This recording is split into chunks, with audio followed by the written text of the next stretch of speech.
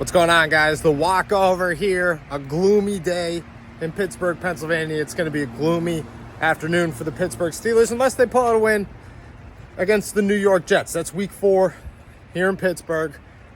Some are saying it's a must-win. It's not a must-win in week 4. That being said, the Steelers are about to enter the most difficult part of their schedule.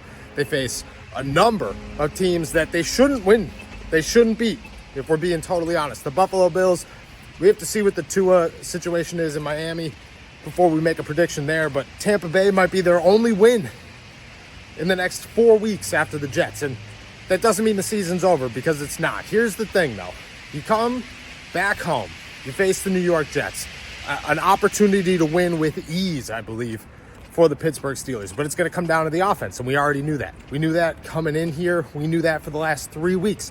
The Pittsburgh Steelers' biggest problem is their offense. And here's the thing. My fiance just told me, she tells me all the time that I argue everything she says. And she's true. She's 100% correct.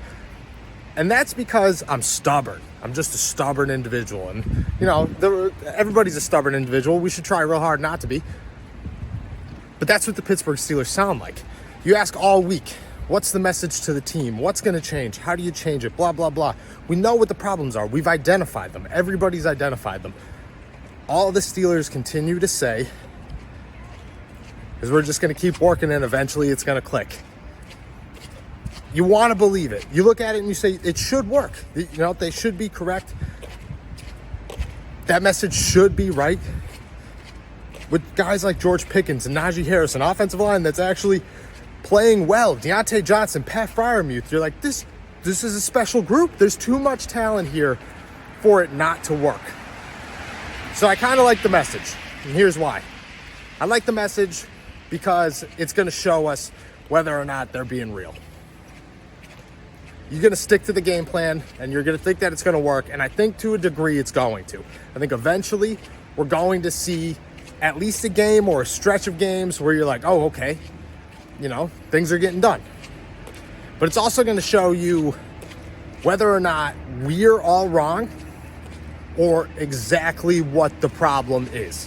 Whether it's Mitch Trubisky, whether it's a poor running game, whether it's drops, or whether it's Matt Canada. And I think either way, whether it works and the Steelers start to win and their plan and their preaching was correct, or we learn exactly what's wrong with this offense, is a victory for the Pittsburgh Steelers.